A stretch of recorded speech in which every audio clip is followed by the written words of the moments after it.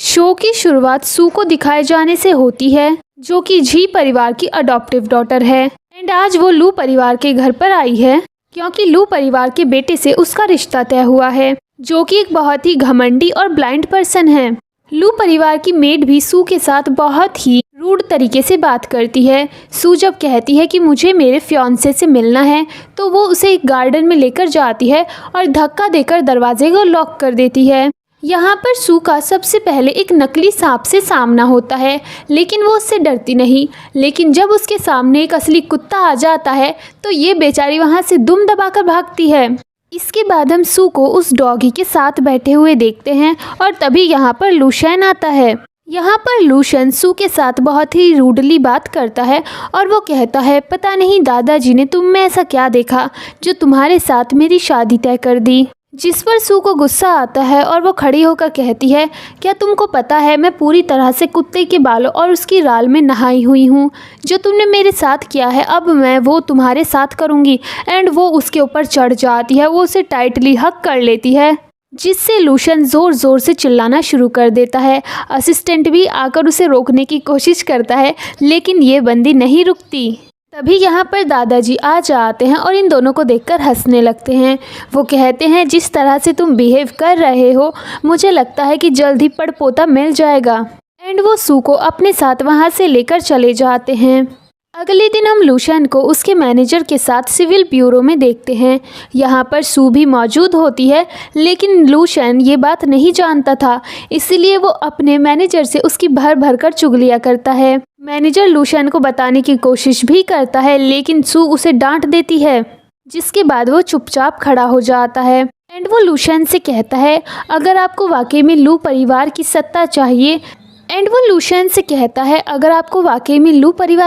चाहिए तो आपको उस लड़की से शादी कर लेनी चाहिए और मुझे नहीं लगता कि वो लड़की इतनी ज़्यादा बुरी है। जिस पर लूशियन कहता है, मुझे वो लड़की बिल्कुल भी पसंद नहीं है। तुमने देखा ना कल उसने किस तरह से मेरी अटेंशन पाने के लिए कितना कुछ किया। पता नहीं वो मुझसे शादी क्यों करना चाहती है। और तभी सू बोलती है, क्योंकि मेरे कुछ एम्बिशन है। उसकी आवाज़ सुनकर तो लूशियन एकदम ही घबरा जाता है और मैनेजर से कहता है, ये लड़की यहाँ पर क्या कर रही है। जिस पर मैनेजर कहता है, सर आप दोनों यहाँ पर मैरिज सर्टिफिकेट लेने आए हैं। इसके बाद शू लूशियन से कहती है, तुम्हें पता है मुझे पैसा बहुत ही ज़्यादा पसंद है, मैं पैसों की लालची औरत हूँ। सू कहती है, मैं पैसों की लालची औरत हूँ इसीलिए तो तुम्हारे साथ शादी कर रही हूँ, वरना तुम जैसे घमंडी और अंधे इंसान से कौन ही शादी करेगा। ये सुनकर लूशियन को बहुत ही ज़्यादा गुस्सा आता है और वो उसे मारने के लिए उठ जाता है, लेकिन मैनेजर उसे जैसे तैसे शांत कराता है और वो सू से भी कम बोलने के लिए कहता है। इसके बाद ये दोनों फाइनली मैरिज सर्टिफिकेट ले लेते हैं।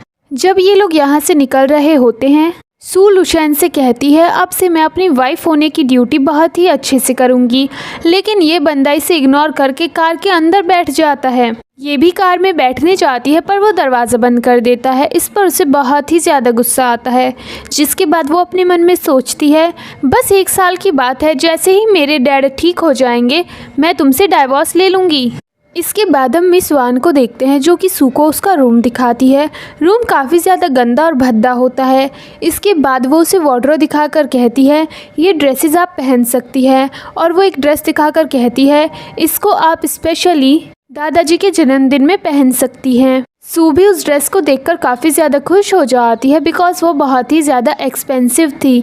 इसके बाद वो उसे परफ्यूम दिखाती है। परफ्यूम भी देखकर सू बहुत ज़्यादा एक्साइटेड हो जाती है, लेकिन मिस वान अपने मन में सोचती हैं, एक बार आप इस ड्रेस को पहन लीजिए और ये परफ्यूम लगा लीजिए, दादाजी तुम्हें घर से बाहर निकाल देंगे। मिस वान वहाँ से चली जाती है, जिसके बाद सू सोचती है, अगर वाकई में मैंने इस ड्रेस को पहन लिया तो शायद ये अच्छा नहीं होगा, बिकॉज़ ये बहुत ही ज़्यादा रिवीलिंग है, किसी बर्थडे पार्टी के लिए नहीं है। इसके बाद सू के पास सोना की कॉल आती है, जो कि उसकी सौतेली बहन है।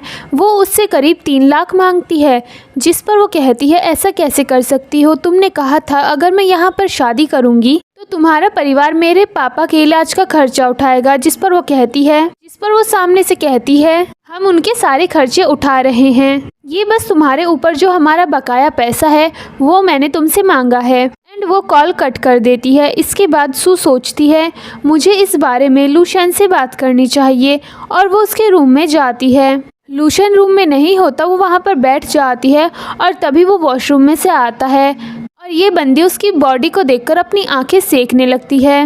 लेकिन फिर ये बंदी वहाँ से जाने का सोचती है बिकॉज़ अगर लूशन को पता चला कि ये उसे देखकर अपनी आंखें सेक रही है तो वो बहुत ही ज़्यादा गुस्सा करेगा और ये दबे पाँव निकलने की कोशिश करती है।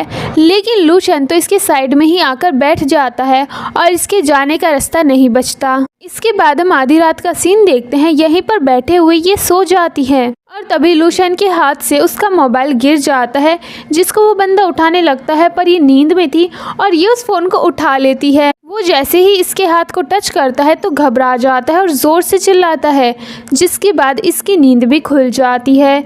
लूशन कहता है तुम यहाँ पर कब आई?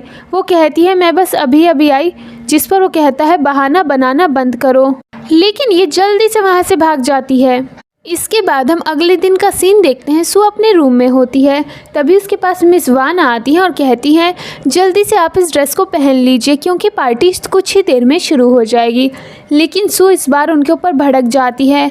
तभी सू के पास मैनेजर की कॉल आती है और वो कहता है बॉस ने दादाजी के लिए एक गिफ्ट सेलेक्ट किया है, आप जाकर उसको स्टोर से ले आइए। जिसके बाद सू उस स्टोर में पहुंच जाती है और यहाँ पर इसकी मुलाकात होती है इसके एक्स बॉयफ्रेंड जियांग से, जो कि एक लिंडा नाम की औरत को डेट कर रहा था। यहाँ पर हमें फ्लैशबैक दिखाया जाता है कि जियांग ने सू के फादर का ऑक्सीजन मास्क हटाकर उन्हें मारने की कोशिश की थी। सू जब इस पर सवाल करती है तो वो एक्सक्यूज़ देते हुए कहता है मैं सिर्फ तुम्हारी मदद कर रहा हूँ क्योंकि तुम अपने डैड के ऊपर कुछ ज़्यादा ही पैसा खर्च करती हो। सीन वापस प्रेजेंट में शिफ्ट होता है जहाँ पर ये बंदा इसका मजाक उड़ाते हुए कहता है तुम इतने महंगे स्टोर में क्या कर रही हो, ये स्टोर तुम्हारी औकात के बाहर है। जिस पर लिंडा भी सू का मजाक उड़ाने लगती है और वो कहती है तुम सच में एक भद्दी और बदसूरत लड़की हो। एंड वो जियांग से कहती है तुम इस लड़की के प्यार में कैसे पड़ सकते हो। इस पर वो कहता है पहले मैं थोड़ा सा पागल था लेकिन अब मेरे पास दिमाग है, तभी तो मैं तुम्हें डेट कर रहा हूँ। जिस पर लिंडा काफ़ी ज़्यादा खुश हो जाती है और ये यहाँ पर निब्बा निब्बियों वाली हरकतें करने लगते हैं। इसके बाद लिंडा सू से कहती है चलो जल्दी इस स्टोर से दफ़ा हो जाओ क्योंकि ये तुम्हारे जैसे लोगों के लिए नहीं है। जब वो यहाँ से जाने से इनकार करती है तो वो यहाँ पर मैनेजर को बुलाती है और मैनेजर से उसे बाहर निकलवाने को कहती है। लेकिन सू कहती है मेरे हस्बैंड ने यहाँ पर एक फ्लावर पॉट को बुक किया है, मैं उसी को लेने आई हूँ। जिस पर मैनेजर कहता है तुम्हारे हस्बैंड का नाम क्या है। इस पर वो लू नाम बताती है तो वो चेक करता है और कहता है हमारी लिस्ट में कोई भी लू नाम का इंसान नहीं है, तुम्हारी हिम्मत कैसे हुई झूठ बोलने की। लिंडा कहती है तुम कितनी बड़ी झूठी हो, वैसे भी इस स्टोर में हर एक चीज़ डॉलर्स में मिलती है, तुम खुद को बेच भी दोगी तो खरीद नहीं पाओगी। इसके बाद मैनेजर उसको वहाँ से बाहर निकाल देने को कहता है। एक आदमी उसे खींचकर ले जा रहा होता है कि तभी यहाँ पर लूशन आ जाता है और अपनी स्टिक से उसे रोकता है। वो थोड़ा सा आगे बढ़ता है लेकिन बेचारा गिर जाता है।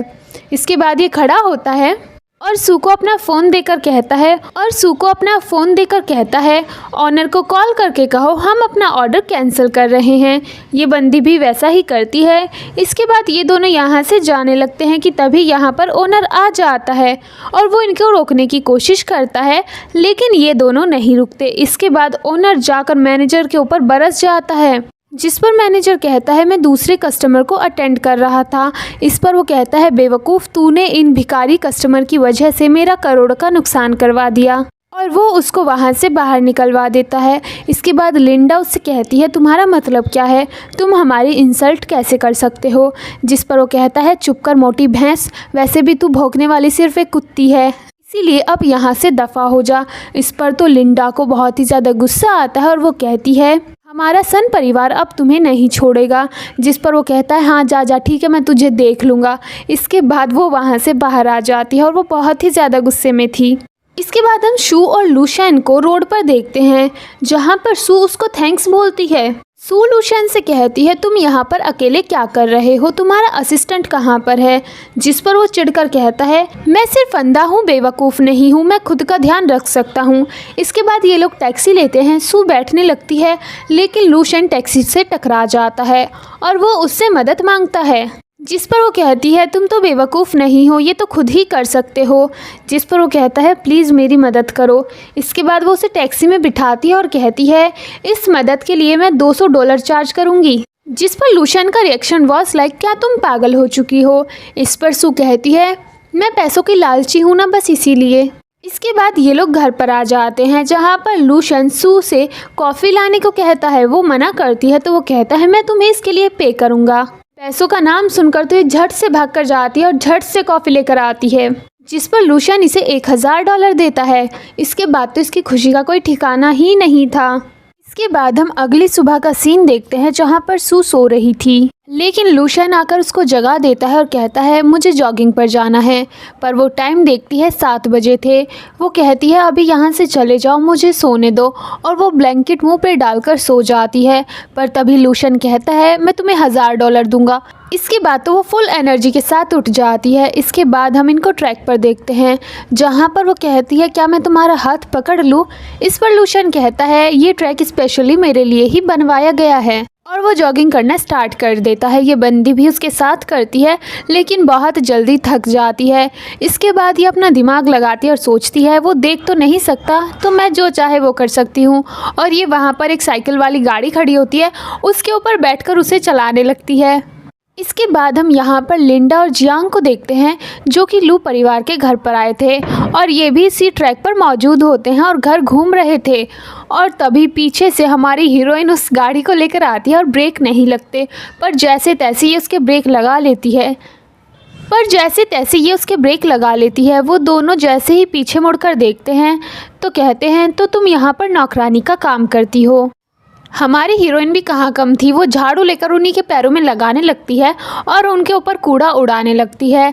जिस पर लिंडा कहती है हम लू परिवार के गेस्ट हैं, तुम हमारे साथ ऐसा नहीं कर सकती। तभी यहाँ पर एक मेड भी आ जाती है और उनको कहती है आप अंदर चलिए। लेकिन ये बुढ़िया इतनी जल्दी कहाँ जाने वाली थी। वो इस मेड से कहती है इस लड़की को यहाँ से बाहर निकालो, ये हमारी इंसल्ट कर रही है।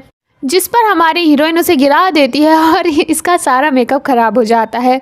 जिसके बाद तो ये और भी ज़्यादा चिढ़ जाती है। इस पर वो मेड भी सू को डांटने लगती है। इसके बाद यहाँ पर जियांग बोलना शुरू करता है और वो हमारी हीरोइन की इंसल्ट करता है और उसे धक्का देता है, लेकिन हमारा हीरो आकर उसे संभाल लेता है। इसके बाद वो कहता है तो तुम भी यहाँ पर हो, इसको बचाने के लिए फिर से आ गए, पर तुम नहीं जानते हम लोग कौन हैं, हम इस लू परिवार के गेस्ट हैं। मेड उनको चुप करने की कोशिश करती है लेकिन उसे चुप नहीं कर पाती। वो कहता है मैं तुम्हें यहाँ से धक्के मरवा कर बाहर निकलवाऊँगा, और अगर लू परिवार से मैंने कहा तो वो तुम्हें बर्बाद कर देंगे। और तभी यहाँ पर गार्ड आ जाते हैं। वो उनसे कहता है इन दोनों को बाहर निकाल दो, लेकिन गार्ड तो इन्हीं दोनों को पकड़ लेते हैं। जिस पर मेड भी हमारे हीरो के सामने झुक जाती है और कहती है दरअसल मैंने आज ही ज्वाइन किया है, मैं ठीक से किसी को भी नहीं जानती, मुझे माफ़ कर दीजिए। लूशियन अपने गार्ड से जियांग को आगे लाने को कहता है। वो उसे आगे लेकर आता है और कहता है बस 3 मीटर की दूरी पर, जिस पर वो उसे लात मारता है। इसके बाद वो लिंडा को भी आगे लाने को कहता है, लेकिन ये तो यहाँ पर हाथ जोड़कर माफ़ी मांगने लगती है और कहती है मेरी गलती नहीं है, ये सारी इस गधे की गलती है, इसी ने मुझे इस लड़की के खिलाफ़ भड़काया था। जिसके बाद इन दोनों को ही वहाँ से बाहर निकाल दिया जाता है। इसके बाद सू और लूशियन घर के अंदर आते हैं जहाँ पर मिस वान लूशियन के पास आती है और उसको सू के खिलाफ़ भड़काती है। वो कहती है मैंने उस लड़की को आपके पास वाला कमरा दिया पर उसने उसको रिजेक्ट कर दिया और आपसे दूर कमरा लिया। जहाँ तक मुझे पता है वो लड़की आपको शादी के लिए पसंद नहीं करती। साथ ही वो ये भी कहती है जिस मेड ने आज ये सब कुछ किया मेरी गलती है, उसे जॉब से फायर मत कीजिए। लेकिन हमारा हीरो कहता है उसे फायर कर दो। इसके बाद तो हमारा हीरो सोच में पड़ जाता है क्या वाकई में वो उसे नापसंद करती है, इसीलिए वो उसको अपने रूम में ही शिफ्ट कर लेता है। अब हम रात का सीन देखते हैं जहाँ पर हमारी हीरोइन खर्राटे बेचकर सो रही थी, पर हमारे हीरो को तो नींद आती ही नहीं। वो रात भर बस वॉशरूम के ही चक्कर लगाता है और ये करते करते उसे सुबह हो जाती है। इसके बाद वो चेक करने की कोशिश करता है क्या वाकई में वो इतनी गहरी नींद में सो रही है और उसके बहुत ही ज़्यादा क्लोज आ जाता है। लेकिन जब वो देखती है तो जल्दी से अपना फेस घुमा लेती है। हमारे हीरो से बर्दाश्त नहीं होता, इसलिए वो उसको पकड़ लेता है। वो कहती है तुम ये क्या कर रहे हो, जिस पर वो उसे किस करने के लिए करीब जाता है, पर वो उसे रोक कर कहती है सुबह के 6 बज गए हैं, क्या तुम्हें अपने जिम नहीं जाना। और तभी एलेक्सा भी बोलती है कि 6 बज गए हैं। जिसके बाद वो सोचता है सुबह के 6 बज गए, सब लोग सो रहे थे, एक मैं ही हूँ जिसे अभी तक नींद नहीं आई। और उसे ये सोचकर बहुत ही ज़्यादा गुस्सा आता है। हमारी हीरोइन यहाँ से चली जाती है। वो एलेक्सा से कहता है क्या वाकई में वो मुझे नापसंद करती है बिकॉज़ मैं अंधा हूँ। तभी एलेक्सा कहती है अंधा इंसान वो होता है जिसे बिल्कुल भी दिखाई नहीं देता। ये गुस्से में उसके ऊपर पिलो फेंक कर मारता है। फिर भी वो सामने से पूछती है कि क्या आप ठीक हैं। इसके बाद हम इन दोनों को स्टोर में देखते हैं जहाँ पर हमारी हीरोइन बर्थडे पार्टी के लिए ड्रेस सेलेक्ट कर रही थी। यहाँ पर वो हमारे हीरो से कहती है क्या मैं इसको पार्टी के बाद सेल कर सकती हूँ। जिस पर वो कहता है क्या तुम्हारे पास वाकई में इतने पैसों की कमी है, मैं हर महीने तुम्हें $10 मिलियन देता हूँ। ये सुनकर वो शॉक हो जाती है। अब हम इन दोनों को घर पर देखते हैं जहाँ पर मिसेज़ वान कहती है मुझे माफ़ करना, मेरे पास सू की बहन और माँ आई थी, उन्होंने कहा उन्हें 1 मिलियन की ज़रूरत है, इसलिए वो कार्ड मैंने उनको दे दिया। ये सुनकर सू को बहुत ही ज़्यादा गुस्सा आता है और वो कहती है तुम ऐसा कैसे कर सकती हो, मैं इस बारे में जानती भी नहीं हूँ। जिस पर लूशियन को भी काफ़ी ज़्यादा गुस्सा आता है और वो कहता है लगता है अब तुम्हें ये जॉब से प्यार नहीं रहा, इसलिए तुम लगातार इस तरह की गलतियाँ कर रही हो। वो माफ़ी मांगकर वहाँ से चली जाती है। लेकिन हम इस मेड को रात को देखते हैं जो सू का गिफ्ट चेंज कर देती है, क्योंकि वो कैसे भी करके उसको घर से बाहर निकलवाना चाहती है। अगले दिन हम बर्थडे पार्टी देखते हैं जहाँ पर पूरी लू फैमिली मौजूद होती है, जिनमें लूशियन के फादर, उसकी सौतेली मॉम और उसके सौतेला भाई लूचैन भी होता है। यहाँ पर लूचैन फालतू में ही लूशियन के साथ बहस करने लगता है। ये देखकर सू समझ जाती है कि ये परिवार अंदर से कितना ज़्यादा बिखरा हुआ है और ये लोग मिलकर लूशियन को कितना ज़्यादा परेशान करते होंगे। इसके बाद लूशियन दादाजी को अपना बर्थडे गिफ्ट देता है। दादाजी उसे देखकर बहुत ही ज़्यादा खुश हो जाते हैं बिकॉज़ वो एक ब्यूटीफुल सी पेंटिंग होती है। इसके बाद लूशियन भी अपना गिफ्ट देता है एंड वो भी सेम पेंटिंग होती है। ये देखकर तो वहाँ पर खड़े सभी लोग चौंक जाते हैं और सभी कहते हैं इनमें से ज़रूर एक असली है और एक नकली है। तभी लूशियन अपने भाई से कहता है अगर तुम्हें ये पेंटिंग देनी थी तुम मुझे पहले बता देते, इसकी कॉपी कराने की क्या ज़रूरत थी, मैं असली को ख़रीदता ही नहीं। जिस पर हमारा हीरो दादाजी से माफ़ी मांगने वाला होता है कि तभी हमारी हीरोइन बोलती है और कहती है लूशियन की पेंटिंग असली है जबकि लूशियन की नकली। ये सुनते ही तो उसकी सौतेली मॉम भड़क जाती हैं, पर दादाजी उसे चुप करते हैं और कहते हैं तुम ये कैसे कह सकती हो। वो कहती है लूशियन की पेंटिंग में जो ब्लू कलर यूज़ हुआ है वो आज के ज़माने का है, जबकि लूशियन की पेंटिंग में जो ब्लू कलर यूज़ हुआ है उसको ब्लू बोल्ड कहा जाता है, जो करीब 18वीं शताब्दी का है। ये बात सुनकर तो सभी लोग शॉक हो जाते हैं। तभी यहाँ पर एक बुढ़ी आंटी आती है। उन्हें देखकर तो दादाजी इतने खुश होते हैं मानो उनकी बिछड़ी हुई गर्लफ्रेंड आ गई हो। इसके बाद ये बुढ़ी आंटी दोनों पेंटिंग्स को चेक करती है और कहती है लूशियन की पेंटिंग एकदम असली है, इस लड़की ने जो कहा वो एकदम सही है। जिसके बाद तो इसकी सौतेली माँ और उसके सौतेले भाई का चेहरा उतर जाता है। इसके बाद हम इन सभी को घर के अंदर देखते हैं जहाँ पर दादाजी के हाथ में वो वीडियो फुटेज होता है जिसमें मिस वान उस गिफ्ट को चेंज कर रही थी। ये देखकर तो दादाजी को बहुत ही ज़्यादा गुस्सा आता है। जिसके बाद उस मेड को जॉब से फायर कर दिया जाता है। इसके बाद दादाजी कहते हैं तुम दोनों भाई बड़े हो चुके हो, अब तुम्हें बिजनेस संभालना चाहिए। जिस पर लूशियन के फादर बहुत जल्दी कहते हैं लूशियन बिजनेस नहीं संभाल सकता, वो देख नहीं सकता, इसलिए सारा बिजनेस लूशियन को ही संभालना होगा। जिस पर दादाजी उसके ऊपर भड़कते हुए कहते हैं ये क्या बकवास कर रहे हो। पर तभी लूशियन कहता है दादाजी आप ही ज़रा सोचिए, मान लीजिए वो कंपनी गया और कुछ हो गया उसके साथ, तो इससे बेहतर तो ये होगा कि आप उसका बच्चा होने दीजिए और फिर उसका बच्चा ही उस बिज़नेस को संभालेगा। जिस पर दादाजी कहते हैं तुमने सही कहा। जिसके बाद दादाजी कहते हैं अब जल्द से जल्द मुझे एक पड़पोता दे दो। इस पर वो कहता है ठीक है मैं कोशिश करूँगा। सबके वहाँ से जाने के बाद सू उसका हाथ पकड़ के कहती है ये सब क्या था। जिस पर वो कहता है अपना हाथ दूर रखो। इस पर यह बंदी उसे चूटी काटती है। वो कहता है एक बेबी ये कुछ ज़्यादा हो गया। इससे बेहतर तो ये होगा ना कि तुम बिज़नेस संभालो मेरी जगह। जिस पर वो खुश हो जाती है और कहती है क्या वाकई में? वो कहता है हाँ, इसके बदले मैं तुम्हें इनाम भी दूंगा। जिस पर वो कहती है इनाम क्या होगा? लूशियन कहता है इनाम एक बेबी होगा। जिस पर वो चिढ़कर वहाँ से चली जाती है। इसके बाद यहाँ पर लूशियन आता है और उसके पास बैठ जाता है और कहता है मुझे लगा नहीं था तुम दोनों के बीच इतना अच्छा रिश्ता होगा। वैसे ये सब कुछ मेरी वजह से ही हुआ है। दादाजी को तुम्हारी बहुत ही ज़्यादा फिक्र थी और वो तुम्हारे लिए एक लड़की ढूंढ रहे थे, इसलिए मैंने ही उनको झी परिवार से मिलाया और फिर तुम्हारी शादी हो गई। वो जाने से पहले एक चेयर को अड़ा देता है ताकि हमारा हीरो गिर जाए एंड वो गिरने ही वाला होता है कि हमारी हीरोइन उसको पकड़ लेती है। लेकिन लूशियन को लगता है कि वो सू ने किया है, इसलिए वो उसके ऊपर भड़क जाता है। वो उसको पकड़ने वाला होता है लेकिन वो बच जाती है और फिर उसको बुद्धू बना के वहाँ से भाग जाती है। इसके बाद हम इन दोनों को रूम में देखते हैं जहाँ पर ये बंदी सोफ़े पर सोने जाती है, पर वहाँ पर लूशियन बैठा हुआ था। ये उसको हटने को कहती है पर वो उठता नहीं। ये उसको धक्का देने की कोशिश करती है लेकिन उसकी गोद में गिर जाती है। ये उठने वाली होती है पर वो उसको पकड़ लेता है और कहता है मेरी अटेंशन पाने के लिए तुम कितना कुछ करोगी। जिस पर वो कहती है ये बाय मिस्टेक हुआ है।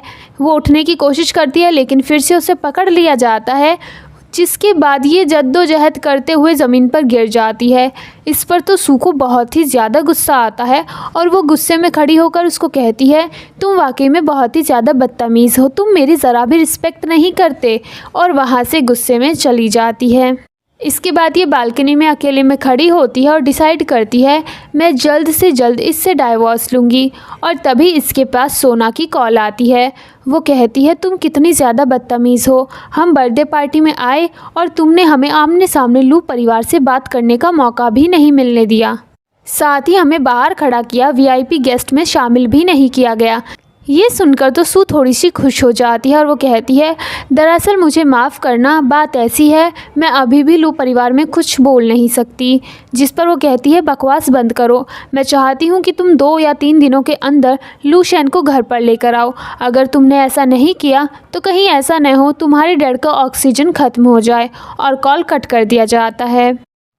इसके बाद सू सोने के लिए गेस्ट रूम में जाती है जहाँ पर मेड उसको ये कहकर मना कर देती है कि अभी रूम में क्लीनिंग हो रही है तो आप प्लीज़ अपने रूम में जाकर सो जाइए। जिसके बाद ये बेचारी अपने रूम की तरफ जाती है और ये सब मेड ने मैनेजर के कहने पर किया था। जिसके बाद मैनेजर जल्दी से लूशियन के पास कॉल करता है और बोलता है सर आपका काम हो गया, पर उस तरफ से लूशियन बड़ा ही एटीट्यूड के साथ इसे बोलता है हाँ ठीक है, जिस पर मैनेजर को बड़ा गुस्सा आता है।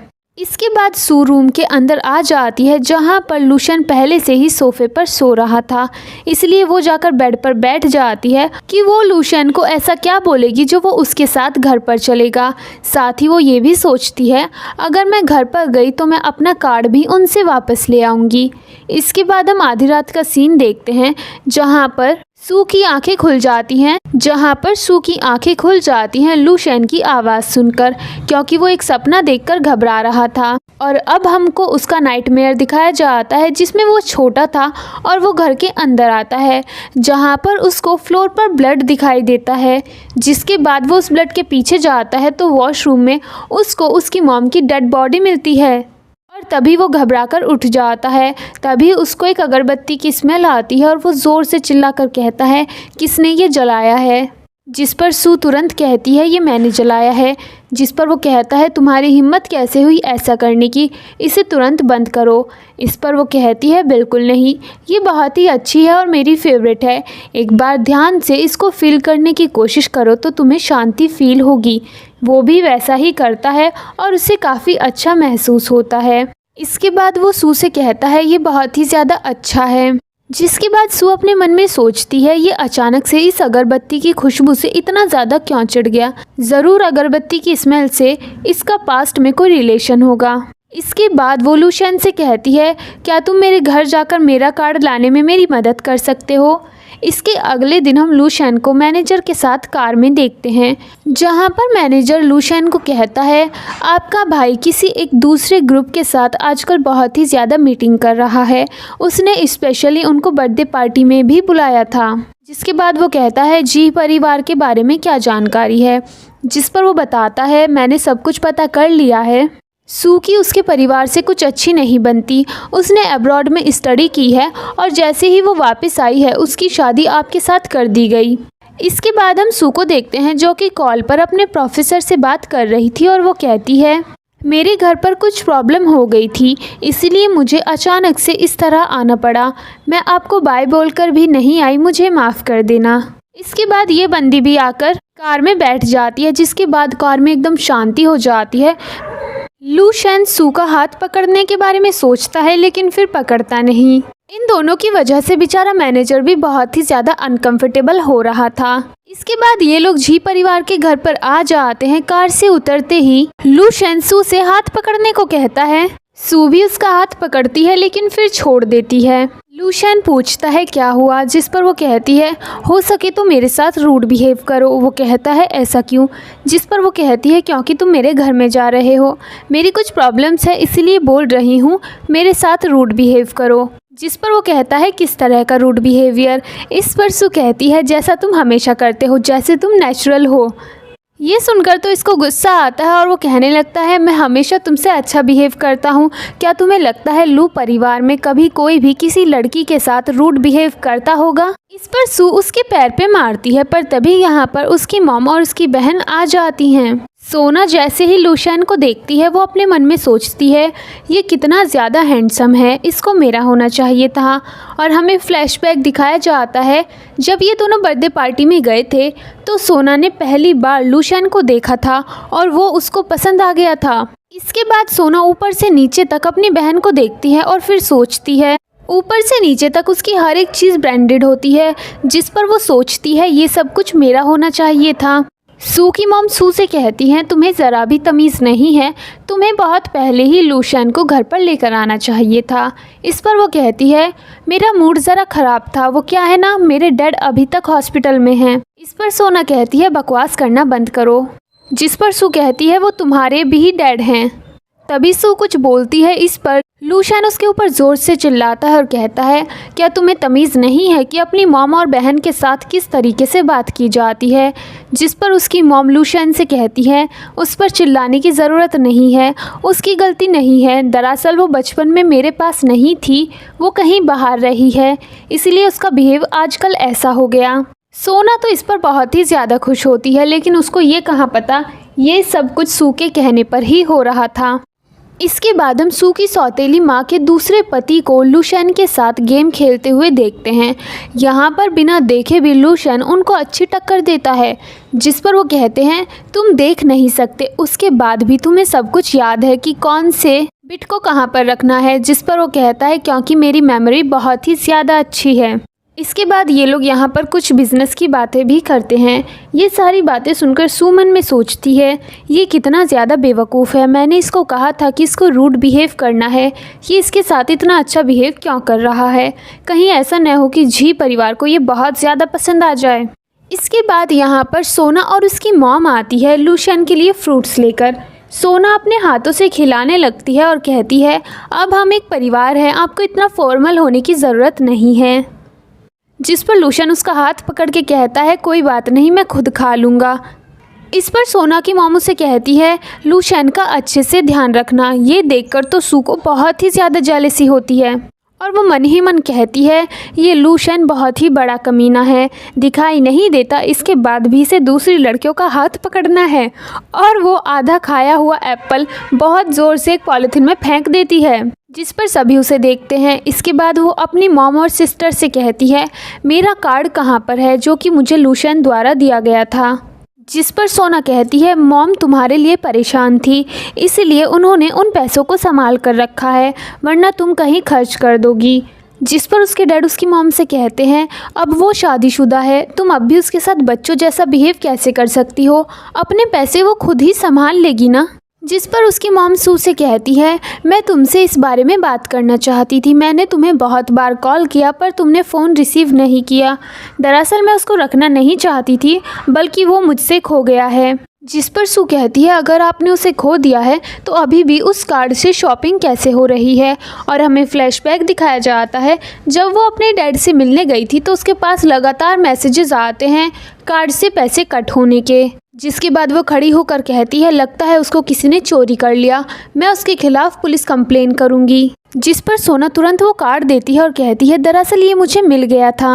और कहती है, दरअसल ये मुझे मिल गया था। सू कहती है, जो पैसे खर्च हुए हैं उसका क्या। इस पर सोना कहती है, मुझसे गलती हो गई, मैं वापस कर दूंगी। जिस पर सू तुरंत पैसे मांगती है। इस पर वो कहती है, पैसे ट्रांसफ़र करने की भी एक लिमिट होती है, कल मैं बैंक जाऊंगी और तुम्हें वापस कर दूंगी। जिस पर सू कहती है, ज़्यादा मुश्किल नहीं है, बस नेट बैंकिंग खोलो और कोशिश करो, हो जाएगा। जिस पर सोना कहती है, तुम्हें इतनी जल्दी क्यों है। इस पर सू कहती है, कहीं ऐसा तो नहीं कि तुम्हारे पास पैसे ही ना हो। जिस पर सोना कहती है, तुम मेरे साथ ऐसे कैसे बात कर सकती हो, मैं तुम्हारी बहन हूँ। और तभी पीछे से लूशियन भी कहता है, सू ये बहुत ही ज़्यादा हो रहा है, अगर तुम्हारी बहन को पैसों की ज़रूरत है और उसने थोड़े से पैसे खर्च भी कर दिए तो इसमें कौन सी बड़ी बात है। लूशियन की ये बात सुनकर वो अपने मन में सोचती है, मुझे इसके सामने अच्छा बनना होगा। इसलिए वो सू से कहती है, अगर तुम्हें पैसों की ज़रूरत है तो मैं अभी वापस कर देती हूँ। और वो उसको पैसे ट्रांसफ़र भी कर देती है। इसके बाद लूशियन कहता है, दरअसल मेरा एक अपॉइंटमेंट है और मुझे जाना होगा। एंड ये दोनों यहाँ से चले जाते हैं। उन दोनों के जाने के बाद सोना की मॉम सोना से कहती है, मुझे लगा था यूचैन को तुम पसंद नहीं करती। जिस पर वो कहती है, भले ही उसे दिखाई नहीं देता पर वो बहुत ही ज़्यादा हैंडसम और सुंदर है, साथ ही उसका बिहेव भी बहुत ही ज़्यादा अच्छा है। मैं सू की जगह लेना चाहती हूँ। जिस पर उसकी मॉम कहती है, क्या ऐसा वाकई में हो सकता है। वैसे भी अब तो उसे कार्ड भी वापस कर दिया है, अब तो वो हमारी और भी बात नहीं सुनेगी। जिस पर सोना कहती है, आपको परेशान होने की ज़रूरत नहीं है, मुझे अच्छे से आता है अपनी बात उससे कैसे मनवानी है। जिस पर उसकी माँ तो खुश हो जाती है।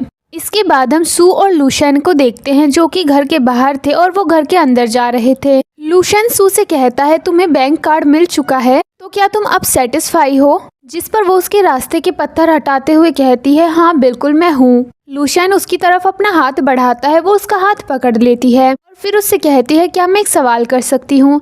जिसमें वो हाँ बोलता है। वो कहती है, तुमने झू परिवार की बात क्यों मानी। इस पर वो कहता है, क्योंकि वो तुम्हारा परिवार है, तुम्हारी एक मॉम है, तुम्हारी एक बहन है, तो मुझे तो बात माननी ही थी। इस पर वो कहती है, तुम बेवकूफ़ हो, उन्होंने तुम्हें बेवकूफ़ बनाया है। जिस पर वो कहता है, मुझे तो ऐसा लगता है कि तुम ही बेवकूफ़ बनाती हो। जिस पर वो अपने मन में सोचती है, इसे कुछ भी समझाने का कोई फ़ायदा ही नहीं है। खैर मुझे क्या, मैंने तो इसीलिए शादी की है ताकि मैं अपने डैड का हॉस्पिटल बिल भर सकूं। इसके बाद वो उसको कहती है, दरअसल मैं तुम्हें कुछ बताना चाहती हूँ, मैंने तुमसे शादी की है सिर्फ इसलिए बिकॉज़ मैं। और तभी उसका फ़ोन रिंग करता है। वो जल्दी से कॉल रिसीव करती है। सोना कहती है, डैड को हॉस्पिटल से डिस्चार्ज मिल गया है, हॉस्पिटल आ जाओ क्योंकि हमें बिल भरना है। जिसके बाद वो जल्दी से वहाँ से चली जाती है। मैनेजर लूशियन के पास आता है और कहता है, आप यहाँ पर अकेले क्यों खड़े हैं। इस पर वो कहता है, वो मुझसे कुछ कहना चाहती थी, वो कुछ कन्फेस करने वाली थी, लेकिन उसने अपनी लाइंस पूरी नहीं बोली और वो यहाँ से चली गई।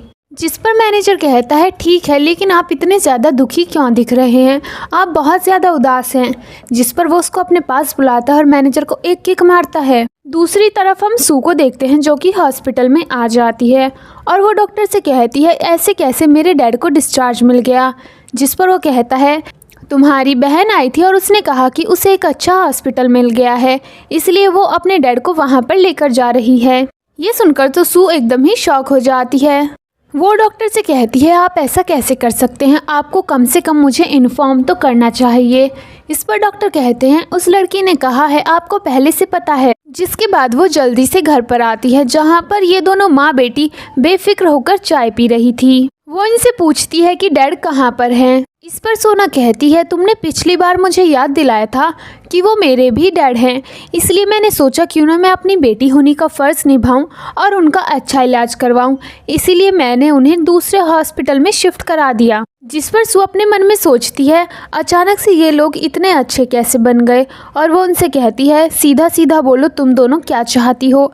जिस पर सोना कहती है, मैं भी लू परिवार की बहू बनना चाहती हूँ। जिस पर सू कहती है, तुम्हारा दिमाग खराब हो गया है, तुमने लू परिवार को क्या समझा है, तुम्हें क्या लगता है दादाजी इसके लिए अग्री करेंगे। दादाजी क्या, लूशन भी कभी इस चीज़ के लिए अग्री नहीं करेगा। जिस पर सोना कहती है ओ अच्छा चलो मैं तुम्हें कुछ दिखा देती हूँ, और वो अपने फ़ोन में डैड का वीडियो दिखाती है जिसमें एक नर्स उनका ऑक्सीजन मास्क हटा रही थी।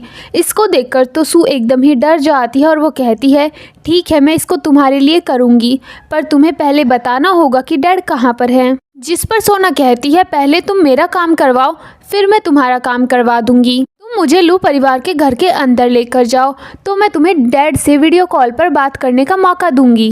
बस फिर क्या था, सू उसको अपने घर पर ले आती है।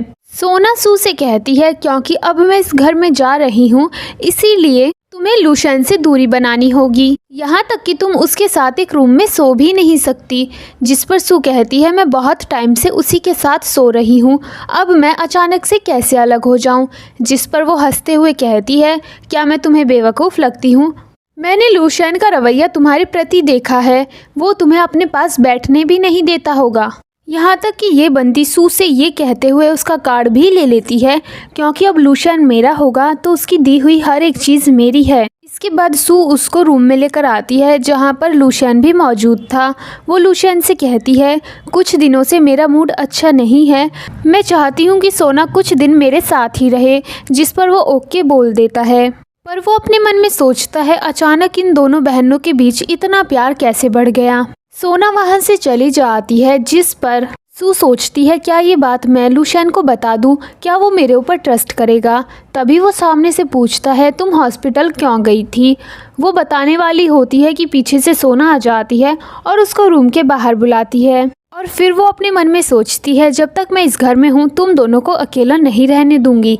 इसके बाद हम सभी को खाना खाते हुए देखते हैं जहाँ पर ये बंदी हमारे हीरो से तड़ातड़ बातें किए जा रही थी। वो उससे पूछ रही थी कि वो बिजनेस कैसे करता है, वो कितनी बार ऑफिस जाता है और फिलहाल क्या प्रोजेक्ट कर रहा है। जिस पर सू को गुस्सा आता है और वो वहाँ से उठकर चली जाती है। इसके बाद हम सू को गार्डन में देखते हैं जहाँ पर वो प्लांट्स को एडजस्ट करवा रही थी। तभी यहाँ पर उसके पास लूशन आता है और वो कहता है तुम पिछली बार कुछ बोलने वाली थी लेकिन तुम्हारी बात अधूरी रह गई थी। पर तभी यहाँ पर एक बार फिर से सोना आ जाती है। इसके बाद हम सू को रूम में देखते हैं। इसके पास हमारा हीरो आता है और कहता है तुम क्या कर रही हो। वो कहती है मैं बस अपने कुछ कपड़े पैक कर रही हूँ। वो कुछ बोल पाता तभी यहाँ पर फिर से सोना आ जाती है और वो कहती है कुछ दिनों के लिए ये मेरे साथ ही सोएगी, मैं इसको लेकर जा रही हूँ। एंड उसको अपने साथ ले जाती है। जिस पर हमारे हीरो को बहुत गुस्सा आता है। इसके बाद हम सू को सोना के रूम में देखते हैं जहाँ पर वो उसके पास आती है और कहती है आज तुमने बहुत ही अच्छा काम किया है इसलिए मैं तुम्हें रिवार्ड दूंगी, मैं तुम्हें डैड से 1 मिनट का वीडियो कॉल दूंगी। जिस पर वो उसे थैंक यू बोलती है। लेकिन इसके बाद हम देखते हैं सू घर में हर जगह कैमरा फिट कर रही होती है, स्पेशली हमारे हीरो के रूम में। पर तभी यहाँ पर लूशन आ जाता है और वो कहता है तुम ये क्या कर रही हो। जिस पर वो कहती है मैं बस अगरबत्ती जला रही थी। इस पर वो कहता है पहले ये मुझे पसंद नहीं था पर अब इसकी खुशबू मुझे अच्छी लगती है। इसके बाद वो जाने लगती है पर वो उसे रोककर कहता है तुम कुछ बताने वाली थी, क्या तुम्हें इस बारे में बात नहीं करनी। जिस पर वो कहती है मैं तुम्हें बता तो दूंगी, क्या तुम मेरे ऊपर ट्रस्ट करोगे।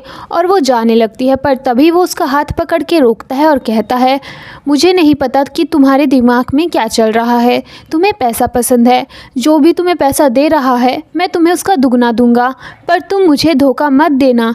जिस पर वो कहती है तो तुम मेरे बारे में ऐसा सोचते हो। इसके बाद वो कहती है कुछ चीज़ें हैं लेकिन मैं उन्हें खुद हैंडल कर लूँगी, और वहाँ से चली जाती है। इसके बाद हम लूशन को देखते हैं जो कि ड्रिंक कर रहा था। उसके पास मैनेजर आता है और कहता है सर मैंने पता कर लिया है कि मैटर क्या है। दरअसल झू परिवार सू को डराता और धमकाता है उनके डैड को लेकर। जिस पर वो कहता है ये ज़रूर हो सकता है बिकॉज़ पहले वो एक्सेप्ट करने वाली थी लेकिन जब से वो हॉस्पिटल से आई है उसका रवैया एकदम ही चेंज हो गया है। मुझको लगता है कि मैंने उसे गलत समझा है। वो मैनेजर से कहता है क्या तुम्हें उसके डैड मिल गए। जिस पर वो इनकार करता है। जिस पर वो कहता है तो मुझे कुछ दिन उसकी बहन के साथ ही रहना होगा। इसके बाद हम सोना को देखते हैं जो कि किसी से चट पर चटिया रही थी। दूसरी तरफ से एक इंसान उसे कहता है मैंने सुना है तुम शादी करने वाली हो, तो क्यों ना उससे पहले थोड़ी सी मौज मस्ती हो जाए। जिस पर वो कुछ सोचती है और फिर टाइप करती है ठीक है तुम आ जाओ। यहाँ पर मैं ही नहीं बल्कि मेरी बहन भी है जिसने एक अपाहिज से शादी की है और उससे लाइफ के मज़े नहीं मिल पा रहे। इसके बाद वो अपनी बहन को उठाती है और कहती है गार्डन के ट्रैक के पास मेरे दोस्त हैं, जाकर उन्हें अंदर ले आओ, जिस पर वो चली जाती है। इसके बाद सोना जल्दी से लूशन के पास आती है और कहती है मेरी बहन सिर्फ 5 मिनट के लिए गई थी, आधा घंटा हो गया, वो अभी तक वापस नहीं आई। जिसके बाद वो जल्दी से उसे ढूंढने के लिए जाता है और ये बंदी भी मैसेज कर देती है मेरी बहन को ना फोर्स बहुत ही ज़्यादा पसंद है, तो तुम इसी तरह से उसे मज़े देना। दूसरी तरफ हम सू को देखते हैं जो कि घर के बाहर आ जाती है और उसको उसके वो गधे दोस्त भी मिल जाते हैं। सू उनको देखते ही समझ जाती है कि कुछ तो गड़बड़ है, इसलिए वो अंदर जाने लगती है, पर वो दोनों उसे पकड़ लेते हैं। जिस पर सू उनमें से एक को थप्पड़ मारती है तो वो बंदा हंसकर अपने दोस्त से कहता है ये देखो कितनी अच्छी एक्टिंग कर रही है। पर तभी यहाँ पर लूशन और सोना भी आ जाते हैं। सोना कहती है ये सब क्या बकवास है, तुम लूशन के साथ ऐसा कैसे कर सकती हो, तुम यहाँ पर 2 लड़कों के साथ अय्याशी कर रही हो। जिस पर वो कहती है ये क्या बकवास है, क्या तुमने मुझे यहाँ पर आने के लिए नहीं कहा था, क्या ये लोग तुम्हारे दोस्त नहीं हैं। तभी यहाँ पर गार्ड आते हैं और उन दोनों लड़कों को पकड़ लेते हैं। जिस पर फिर से ये बेवकूफ़ लड़का कहता है यहाँ पर तो बहुत ही सारे एक्टर हैं, पर तभी गार्ड उसको पंच मारता है। जिस पर दूसरा बंदा कहता है क्या अभी भी ये तुम्हें एक्टिंग लग रही है, और वो चिल्लाकर सोना से कहता है ये सब क्या बकवास है, तुमने हमें यहाँ पर बुलाया था। जिस पर ये बंदी सू से कहती है तुम्हारे दोस्त भी तुम्हारे जैसे हैं, मुझे ही फंसाना चाहते हैं, मुझे नहीं लगता अब लूशन तुम्हारे ऊपर ट्रस्ट करेगा क्योंकि तुमने उसका ट्रस्ट तोड़ा है। जिस पर सू लूशन से कहती है क्या तुम मेरी बात सुनोगे, जिस पर सू लूशन से कहती है क्या तुम मेरा ट्रस्ट करोगे। इस पर वो कहता है मैं उसी चीज़ पर ट्रस्ट करता हूँ जो मैं सुनता हूँ। जिस पर वो कहती है तो फिर ठीक है, इस घर में अब मेरी कोई जगह नहीं, और वो जाने लगती है। पर तभी वो पीछे से उसे रोकता है और कहता है अभी ये ख़त्म नहीं हुआ है, एंड वो पुलिस को बुलाने को कहता है। जिस पर वो दोनों लड़के सोना पर चिल्लाते हुए कहते हैं ये सब क्या बकवास है, तुमने हमें यहाँ पर बुलाया था, ये सब तुम्हारी वजह से हो रहा है, एंड गार्ड उनको वहाँ से ले जाते हैं। इसके बाद हम सू को देखते हैं जो कि अपना सामान पैक कर रही थी। यहाँ पर इसके पास सोना आती है और कहती है भले ही अब इस घर की मालकिन मैं बनने वाली हूँ, लेकिन हमारा रिश्ता 2 बहनों का ही रहेगा, तुम जब चाहे यहाँ पर आकर रह सकोगी, मैं तुम्हें मना नहीं करूँगी। इस पर सू कहती है जो तुम्हें चाहिए था वो मिल गया है, अब मुझे डैड का पता बता दो। इस पर वो बताने से साफ इनकार कर देती है। जिस पर सू कहती है तुमने प्रॉमिस किया था।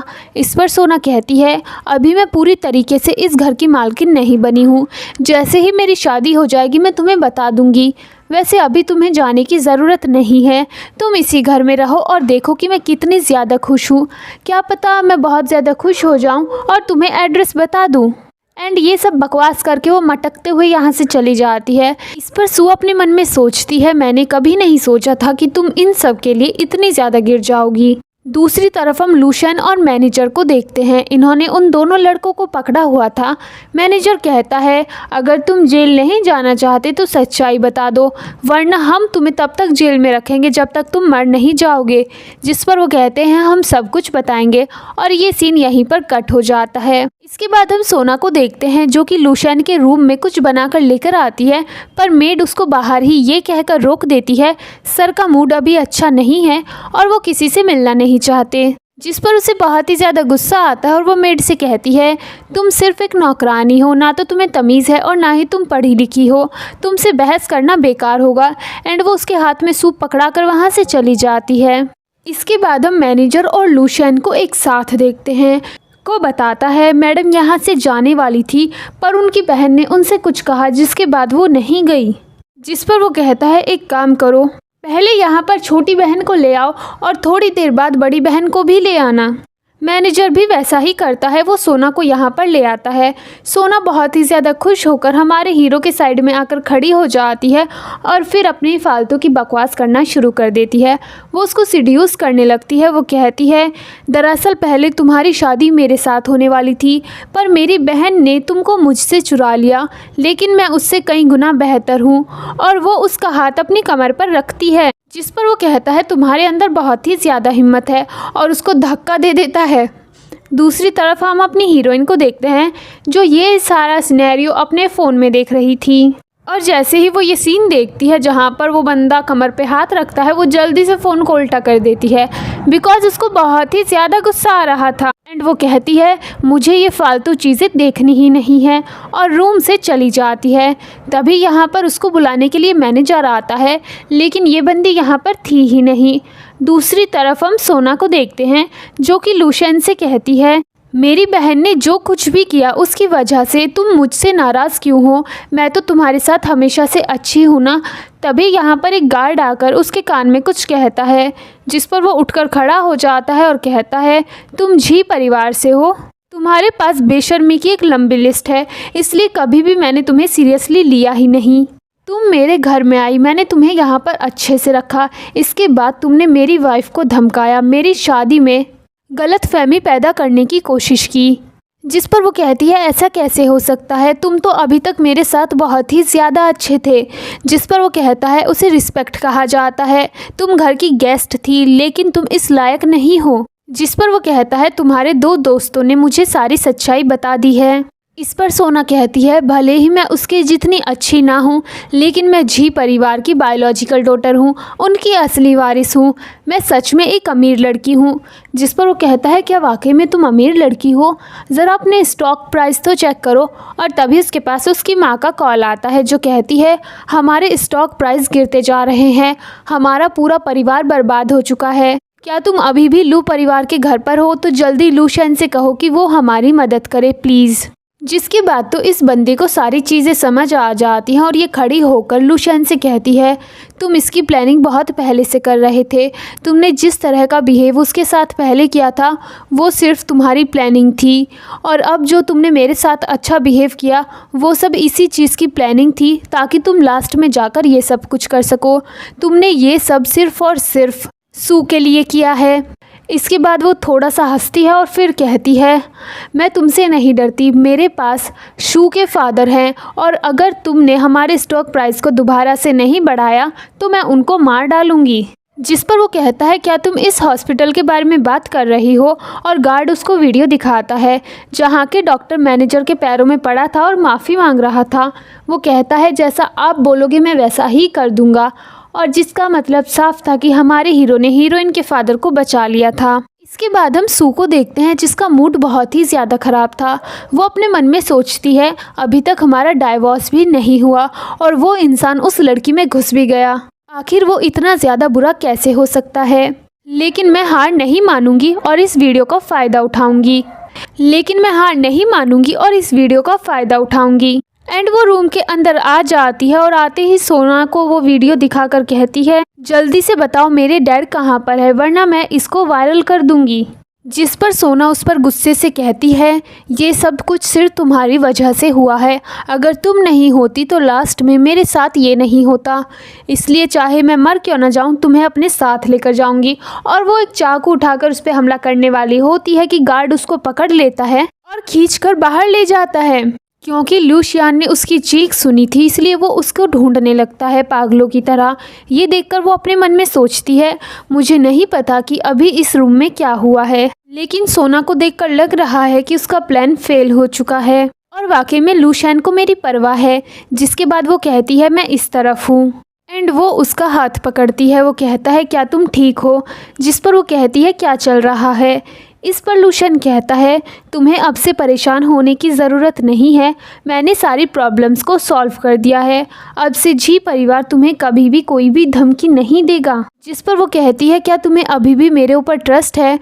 वो कहता है हाँ बिल्कुल मुझे तुम्हारे ऊपर ट्रस्ट है, भला मैं उन 2 बेवकूफ़ लड़कों पर ट्रस्ट क्यों करूँगा। इस पर वो स्माइल करती है एंड उसको हक कर लेती है। पर तभी यहाँ पर इनके रोमांस में दखल देने मैनेजर भागते हुए आता है, जिस पर तो लूशन को बहुत ही ज़्यादा गुस्सा आता है। मैनेजर जल्दी से उन्हें ऐसे देखता है तो बाहर भाग जाता है। इसके बाद वो दोबारा से सू की तरफ घूमता है और कहता है चलो कंटिन्यू करते हैं, लेकिन वो उसे मना कर देती है। इसके बाद वो अपने मन में सोचती है अभी 1 घंटे पहले तक सब मेरे खिलाफ थे और मैं बहुत ही ज़्यादा मुसीबत में थी, लेकिन अब सब कुछ ठीक हो चुका है। मैंने कभी नहीं सोचा था कि लूशन मेरे लिए इतना कुछ करेगा। मैं सोच रही थी कि मैं इससे डाइवोर्स लूँगी, लेकिन अब ये कैसे मुमकिन है। और तभी उसके फ़ोन में धनाधन नोटिफिकेशन आने लगती हैं। वो देखती है उसने बाय मिस्टेक उस वीडियो को सोशल मीडिया पर अपलोड कर दिया था और उस वीडियो को दुनिया ने देख लिया था और धनाधन कमेंट्स आ रहे थे। लूशन कहता है क्या कुछ हुआ है, जिस पर वो कहती है हाँ दरअसल हुआ तो है। और ये सीन यहीं पर कट हो जाता है। अगले सीन में हम पूरे लू परिवार को देखते हैं, जहाँ पर दादाजी बहुत ही ज़्यादा गुस्से में होते हैं और कहते हैं ये सब क्या बकवास है, वो वीडियो किसने वायरल किया, ऐसे तो हमारी लू परिवार की पूरी रेपुटेशन बर्बाद हो जाएगी। इस पर सू अपने मन में सोचती है मुझे अपनी गलती को एक्सेप्ट करना होगा, वरना ये दोनों माँ बेटा मिलकर इस बात का बहुत ही ज़्यादा फ़ायदा उठाएंगे। और वो बोलने ही वाली होती है कि तभी लूशन कहता है ये सब मेरी गलती है और अगर जी परिवार ने ये किया है तो उनको इसका खामियाजा भुगतना पड़ेगा। जिस पर दादाजी गुस्से में कहते हैं तुम्हारी हिम्मत कैसे हुई ये सब बोलने की, जी परिवार के पास तो पहले से ही कुछ भी नहीं है, उनकी रेपुटेशन की तो पहले से धज्जियां उड़ चुकी है, लेकिन हमारी रेपुटेशन का क्या, तुमने इसे बर्बाद कर दिया। हम कौन सा एंटरटेनमेंट इंडस्ट्री से हैं जो तुमने ये सब कुछ किया है। तभी इसकी सौतेली माँ भी कहती है आप ही बताइए शेयर होल्डर इस लड़के के ऊपर कैसे यकीन करेंगे, वो तो यही बोलेंगे ना कि ये कितना ज़्यादा बदतमीज़ है, एक साथ कितनी लड़कियों को घुमाता है। जिस पर उसका हस्बैंड उसे शांत होने को कहता है, पर तभी उसका बेटा कहता है मॉम कुछ गलत नहीं कह रही, वो कंपनी का नुकसान होते हुए कैसे देख सकती हैं। तभी उसकी माँ भी कहती है अगर इस मैटर को सॉल्व करना है तो सबसे अच्छा तरीका है लू चैन से सारे शेयर्स ले लिए जाएं और लू चैन को सौंप दिए जाए, साथ ही उसको ही कंपनी का हेड बना दिया जाए। ये सुनकर तो उसका बाप भी खुश हो जाता है। जिस पर सू सोचती है मैंने सही सोचा था, ये माँ बेटा फिर से एक्टिंग करना शुरू कर रहे हैं। और तभी वो दादाजी से कहती है मेरे पास इससे बेटर ऑप्शन है। दादाजी बताने को कहते हैं, वो कहती है ये मैटर मेरी वजह से स्टार्ट हुआ है, तो क्यों ना आप ये मुझे ही सॉल्व करने दें, और क्योंकि मैं लूशन से प्यार करती हूँ मैं इसको अच्छे से सुलझा दूँगी। जिस पर स्टेप मदर बोलती हैं अभी तुम बहुत ही ज़्यादा छोटी हो, ये बहुत ही बड़ा मैटर है, तुम इसे नहीं संभाल पाओगी। जिस पर वो कहती है मैं इसे ठीक कर दूंगी क्योंकि मेरे पास प्रूफ है। और वो दादाजी से कहती है दरअसल वो वीडियो सिर्फ आधा है, रियलिटी तो ये है कि लू शेन ने उसके ऊपर ध्यान भी नहीं दिया था। और वो दादाजी को पूरा वीडियो दिखाती है जिसमें लू शेन उस लड़की को धक्का दे रहा था। जिस पर दादाजी कहते हैं अगर ये वीडियो बाहर चला गया तो तुम्हारे ऊपर बात आएगी क्योंकि तुम जी परिवार की बेटी हो। इस पर वो कहती है आपको परेशान होने की ज़रूरत नहीं है, मैं उस परिवार से अपना रिश्ता पूरी तरीके से ख़त्म कर दूंगी। इस पर दादाजी खुश हो जाते हैं और कहते हैं तुम बहुत ही समझदार हो, तुम अच्छे से समझती हो कि तुम्हारे लिए क्या अच्छा है और क्या बुरा है। मैं खुश हूँ कि तुम लू शेन की पत्नी हो, इसलिए कल से तुम भी कंपनी में हाथ बटाओगी, तुम उसके काम में उसकी मदद करोगी क्योंकि अभी भी वो थोड़ा सा परेशान रहता है। तुम अगर उसके साथ रहोगी तो मैं बहुत ही खुश रहा करूँगा, मुझे कोई भी टेंशन नहीं रहेगी। ये सुनकर तो इन तीन बंदरों का मुंह बन जाता है। जिस पर वो कहती है पर मैं कंपनी के बारे में ज़्यादा कुछ नहीं जानती। इस पर दादाजी कहते हैं ये कुछ भारी काम नहीं है, मेरे पास तुम्हारे लिए एक अलग से पोस्ट है, तुम्हें सिर्फ मेरे पोते के ऊपर नज़र रखनी है। लू शेन भी दादाजी को कहता है ये सब करने की ज़रूरत नहीं है, पर दादाजी कहते हैं बस अब कोई नहीं बोलेगा, ये मेरा आखिरी फैसला है। जिस पर इसकी सौतेली माँ अपने बेटे से कहती है मैंने सोचा था आज मैं सब कुछ सॉल्व कर दूंगी, आज मैं इससे छुटकारा पा लूँगी, लेकिन अब ये चुड़ैल भी हमारे गले पड़ गई। जिस पर उसका बेटा कहता है तुम्हें परेशान होने की ज़रूरत नहीं है, इस लड़की ने अभी अभी ग्रेजुएशन किया है, इसे कुछ भी नहीं आता, अगर ये छोटी सी भी गलती करेगी तो हम इसे बाहर निकाल देंगे। इसके बाद ये दोनों रूम में आ जाते हैं जहाँ पर सू ली शेन से थैंक यू बोलती है। इस पर वो कहता है यहाँ तक तो ठीक है, लेकिन जो तुमने कैमरे लगाए और जासूसी की उसके बारे में क्या। जिस पर तो ये बंदी घबरा जाती है और कहती है चलो मैं तुम्हारे लिए अगरबत्ती लगा देती हूँ, वो सिर्फ इसीलिए था क्योंकि मैं उस लड़की को मज़ा चखाना चाहती थी। जिस पर वो कहता है पर मुझे तो ऐसा लगता है कि तुमको मेरे ऊपर ज़रा भी ट्रस्ट नहीं है। इस पर वो कहती है ऐसा नहीं है, मुझे तो तुम पर बहुत ही ज़्यादा ट्रस्ट है, लेकिन तभी वो सामने से कहता है मुझे माफ़ करना, जिस पर वो शॉक हो जाती है और कहती है ऐसी कोई बात नहीं है, दरअसल मैं पहले कुछ और थी और अब। तभी वो सामने से कहता है तुम पहले जो भी थी मुझे फ़र्क नहीं पड़ता, लेकिन अब तुम वो लड़की हो जिससे मैं प्यार करता हूँ। और फिर वो अपने मन में सोचता है भले ही वो पैसे की लालची हो, जब तक मेरे पास बहुत सारा पैसा रहेगा वो सिर्फ मेरे पास रहेगी और मैं पूरी कोशिश करूँगा कि वो हमेशा मेरे पास ही रहे। इस पर सू सामने से कहती है तुम ये क्या बातें कर रहे हो, देखो मेरी नई अगरबत्ती, इसको फील करो, ये बहुत ही अच्छा है। जिसे वो स्मेल करता है और उसे वो पसंद आता है। इस पर सू कहती है तुम्हें इसे देखने की ज़रूरत नहीं है, तुम बस इसे स्मेल कर सकते हो। अलग अलग खुशबू अलग अलग दुनिया की तरह होती है और अलग अलग लोगों की तरह होती है। जिस पर वो सामने से कहता है तुमने सही कहा, लेकिन तुम टॉपिक चेंज करने की कोशिश क्यों कर रही हो। इस पर वो उसको सोफ़े पर बिठाते हुए कहती है मैं शावर लेने जा रही हूँ। जिस पर वो उसका हाथ पकड़ लेता है और कहता है मैंने अभी जो कुछ भी कहा था वो एकदम सच कहा था। इसके बाद हम इस बंदी को वॉशरूम में देखते हैं, जहाँ पर ये बड़ी ही परेशान थी। वो सोच रही थी कि अचानक से इसको क्या हो गया, अचानक से इसको प्यार कहाँ से हो गया। पहले मेरे लिए सब कुछ एकदम सिंपल था, लेकिन अचानक से ये सब कुछ कैसे हो गया। वो खुद को आईने में देखती है और कहती है कोई नहीं, मैं इसको हैंडल करूँगी, और जाने लगती है, लेकिन तभी गिर जाती है। इसके चिल्लाने की आवाज़ हमारा हीरो सुन लेता है और वो जल्दी से वॉशरूम के अंदर आता है। वो इसको ढूंढने लगता है, ये उसे बड़े ही ध्यान से देख रही होती है और फिर कहती है मैं यहाँ पर हूँ। जिसके बाद वो जल्दी से उसका हाथ पकड़ता है और कहता है क्या तुम ठीक हो, तुम्हें कोई चोट तो नहीं लगी। इस पर हमारी हीरोइन कहती है बस मुझे पैर में थोड़ी सी चोट लगी है। जिस पर वो कहता है चलो मैं तुम्हारी मदद करूं, पर वो उसे रोकती है। वो कहता है परेशान होने की ज़रूरत नहीं है, मैं देख नहीं सकता। और तभी अचानक से इसको दिखाई देने लग जाता है और वो सोच में पड़ जाता है कि अचानक से मुझे कैसे दिख रहा है, और इसको सबसे पहले हमारी हीरोइन ही नज़र आती है। जिसके बाद ये सोचता है ये तो वाकई में बहुत ही ज़्यादा सुंदर है, इसका चेहरा किसी कमल के फूल की तरह है। लेकिन वो डिसाइड करता है कि वो ये बात हमारी हीरोइन को नहीं बताएगा।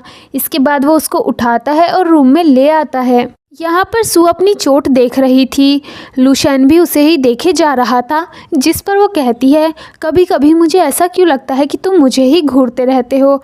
जिस पर वो घबरा जाता है और दूसरी तरफ अपना चेहरा कर लेता है। ये बंदी चेक करने के लिए उसकी आंखों के सामने अपना हाथ करने लगती है, पर वो कहता है शायद तुम्हें गलतफहमी हुई है। जिस पर वो अपने मन में सोचता है मैं इसे पता नहीं लगने दे सकता कि मुझे नज़र आ रहा है। और फिर वो जल्दी से बेड से उठ जाता है और जाने लगता है, लेकिन फिर वो रुक जाता है और दूसरी तरफ जाता है, और फिर वो फिर से रुक जाता है और फिर तीसरी तरफ जाता है और मेडिकल किट लेकर आता है। इसके बाद वो हमारी हीरोइन की चोट पर दवाई लगाना शुरू करता है। सू नोटिस करती है कि वो एकदम परफेक्ट जगह पर दवाई लगा रहा है। तभी वो उसका हाथ आगे करता है और वहाँ पर भी दवाई लगाता है। ये देखकर तो वो चौंक जाती है और वो अपने मन में सोचती है क्या इसे नज़र आता है, और वो उससे डायरेक्ट कहती है तुम्हें कैसे पता मेरे हाथ पर चोट लगी है। जिस पर वो घबरा जाता है और कहता है दरअसल जब मैंने तुम्हें हक किया था और उठाया था तो मुझे लगा मैंने तुम्हारे हाथ को पकड़ा है और वहाँ पर मुझे चोट फील हुई थी। जिस पर वो कहती है क्या वाकई में। इस पर वो कहता है हाँ मैं सच कह रहा हूँ। जिस पर वो सोचती है शायद ये कोई मेरा भ्रम होगा जो मुझे इस तरह से फील हो रहा है, क्योंकि अगर इसे नज़र आता तो भला मुझसे छिपाने का कोई रीज़न ही नहीं है। अब हम अगली सुबह का सीन देखते हैं। सू जब जागती है तो वो अभी भी हमारे हीरो के बारे में ही सोच रही थी कि वो किस तरह से एकदम परफेक्ट जगह पर दवाई लगा रहा था, और वो सोचती है क्या वो वाकई में देख सकता है।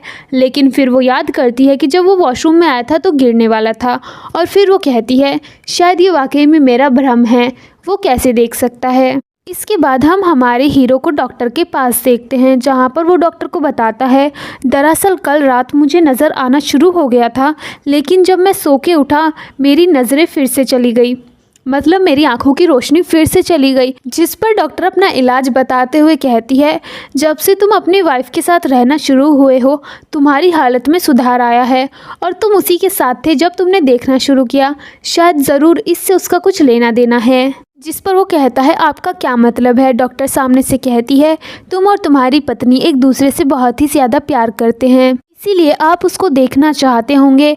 आप दोनों का प्यार बहुत गहरा है, इसीलिए आपकी रोशनी थोड़ी देर के लिए आ गई होगी। और साथ ही आपकी वाइफ आपके लिए जो धूप जलाती है उससे आपको बहुत ही ज़्यादा आराम मिलता है। आप उसको ज़्यादा टाइम तक आजमा सकते हैं। इसके बाद हमारा हीरो कहता है मैं पूरी तरीके से कब तक ठीक हो जाऊंगा, जिस पर वो कहती है आपको ज़्यादा से ज़्यादा टाइम अपनी वाइफ के साथ बिताना है, शायद आप जल्दी ठीक हो जाएं, क्योंकि प्यार हर एक चीज़ को ठीक कर सकता है। जिससे एज अ ऑडियंस मुझे समझ आया कि इस डॉक्टर ने डॉक्टरी की पढ़ाई नहीं की बल्कि प्रेम शास्त्र की पढ़ाई की है। इसके बाद मैनेजर और हमारा हीरो डॉक्टर के केबिन से बाहर आ जाते हैं, जहां पर लूशन मैनेजर से कहता है मुझे नज़र आया था, ये मेरी पत्नी को मत बताना। यहाँ पर हम एक लड़की को देखते हैं जो कि इन पर नज़र रख रही थी और वो इनके जाते ही कॉल करके किसी को इनके बारे में बताती है। इसके बाद लूशन जैसे ही घर पर आता है तो उसकी नज़र सू पर पड़ती है और उसे दोबारा से नज़र आ जाता है, मतलब डॉक्टर की बात सच हो गई। जिस पर हमारा हीरो भी अपने मन में सोचता है डॉक्टर ने सही कहा था, अगर कोई मुझे ठीक कर सकता है तो वो सिर्फ और सिर्फ सू है। सू जैसे ही उसको देखती है वो उसको हाय बोलती है। इस पर लूशन भी अपना हाथ उठाता है लेकिन जल्दी से नीचे कर लेता है, जिस पर हमारे हीरोइन को इस पर शक हो जाता है और वो फिर से इसके आंखों के सामने अपना हाथ हिलाकर देखती है क्या उसे नज़र आ रहा है कि नहीं। इसके बाद लूशन लैपटॉप पर काम कर रहा होता है और जैसे ही उसे लगता है कि सू आ रही है वो जल्दी से लैपटॉप को बंद करके ईयरबड को कान में लगा लेता है।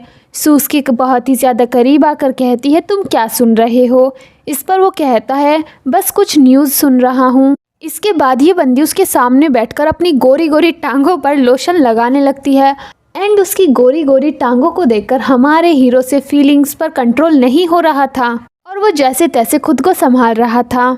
ये बंदा यहाँ पर इतना ज़्यादा नर्वस हो चुका था कि इसकी नाक से खून आने लगता है, जिस पर सू कहती है तुम्हारी नाक से खून आ रहा है और वो उसे टिश्यू देती है। वो एकदम से टिश्यू पकड़ लेता है लेकिन फिर उसे रियलाइज़ होता है तो वो एक्टिंग करना शुरू करता है और फिर एक टिश्यू को उठा लेता है। इसके बाद रात को फिर से हमारे हीरो को नींद नहीं आ रही थी और वो काफ़ी ज़्यादा बेचैन था। वो सू की तरफ देखता है, वो भी बंदी सो नहीं रही थी बल्कि आंख बंद करके लेटी हुई थी। लूशन उसके पास जाकर कहता है क्या तुम सो चुकी हो, जिस पर वो दूसरी तरफ घूम जाती है और ये बंदा वहाँ से चला जाता है।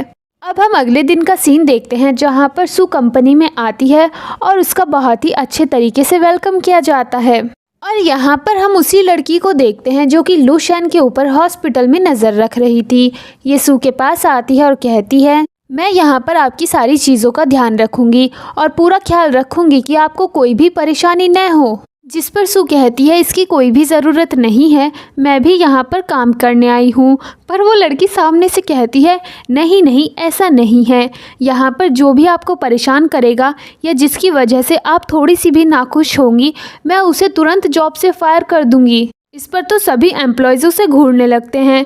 इस पर वो स्माइल करती है उसकी तरफ, पर मन में सोचती है ये बंदी यहाँ पर मेरे दुश्मन बनवाने पर क्यों तुली है। और गाइज मुझे लगता है ये पहला ड्रामा होगा जिसमें सीईओ की वाइफ की पहचान ऑफिस में नहीं छिपाई गई। आपको क्या लगता है कमेंट करके ज़रूर बताना। इसके बाद सू उस लड़की से कहती है क्या तुम किसी को भी जॉब से निकाल सकती हो, वैसे ये मैं भी कर सकती हूँ, क्या मैं तुमको ही जॉब से निकाल दूँ। जिस पर सभी एम्प्लॉयज़ थोड़े से खुश हो जाते हैं। इसके बाद सू कहती है ये बस मजाक था, चलो जल्दी से बताओ मेरा केबिन कहाँ पर है, वैसे अगर मेरा केबिन सुंदर और बड़ा नहीं हुआ तो मैं तुम्हें जॉब से निकाल दूँगी। जिस पर इसके तो चेहरे का रंग ही उड़ जाता है और ये कहती है मैं आपको खुश रखने की पूरी कोशिश करूँगी। इसके बाद सू खुद से ही एक केबिन के अंदर चली जाती है। वो लड़की उसे रोकती है और कहती है दरअसल ये बिग मास्टर का केबिन है, लेकिन सू कहती है मुझे ये केबिन चाहिए, यहाँ पर जल्दी से मेरा सामान रखवाओ। इसके बाद सभी आकर उसका सामान रखते हैं। वो कहती है मेरे हस्बैंड का सामान भी यहीं पर ले आओ, हम एक ही केबिन शेयर करेंगे, हम दोनों एक साथ बहुत ज़्यादा खुश रहेंगे। इसके बाद वो लड़की जल्दी से लूचैन को कॉल करके सारी बातें बताती है, जिस पर लूचैन कहता है उसे जो भी करना है करने दो, जैसे ही उसको तुम्हारे ऊपर भरोसा हो जाएगा तो मेरा बताया हुआ काम कर देना। इसके बाद ये बंदी यहाँ पर बैठकर गेम खेल रही थी और तभी केबिन के अंदर हमारे हीरो की एंट्री होती है और ये तुरंत उसे टोक देती है, जिस पर यह बंदा एक बार फिर से अंधे होने की एक्टिंग करता है और फिर उसके बगल में आकर बैठ जाता है। यहाँ पर फिर से इस बंदे की नज़र हमारी हीरोइन की गोरी गोरी टांगों पर जाती है और ये फिर से अनकंफर्टेबल हो जाता है। और तभी केबिन के अंदर मैनेजर आता है और ये जल्दी से उनको कवर करता है। मैनेजर वहाँ से चला जाता है। इसके बाद ये उसका हाथ हटाते हुए कहती है, बस दिखावा बहुत ज़्यादा हो गया है अब। और वो उसका फेस अपनी तरफ घुमाकर कहती है, तुम्हें कब पता चला कि तुम देख सकते हो और तुमने मुझसे ये बात क्यों छिपाई? वो कहता है, दरअसल ये उसी टाइम की बात है जिस पर वो वॉशरूम का इंसिडेंस याद करती है। वो कहती है, उसी रात तुम्हें पता चला ना कि तुम देख सकते हो? जिस पर वो कहता है, अरे नहीं नहीं, उस दिन नहीं। वो कहती है, झूठ मत बोलो, मैं समझ गई। और वो उसका गला पकड़कर कहती है, तुमने जानबूझकर ये बात मुझसे छिपाई है, तुमने मेरा फ़ायदा उठाने की कोशिश की है, तुम बहुत ही ज़्यादा बुरे हो। जिस पर वो कहता है, मैं डर गया था कि तुम मुझसे नाराज़ हो जाओगी। इस पर वो कहती है, बहाना अच्छा है, वैसे मुझे नहीं लगता अब हमारी शादी का कोई फ़ायदा है, चलो हम डाइवोर्स ले लेते हैं। पर वो उसको तुरंत रोकता है और कहता है, मैं कसम खाता हूँ मेरा कोई गलत इरादा नहीं था। जिस पर वो स्माइल करती है और उसके गाल पर किस करती है। जिस पर यह बंदा बहुत ज़्यादा खुश हो जाता है और उसको किस करना शुरू कर देता है।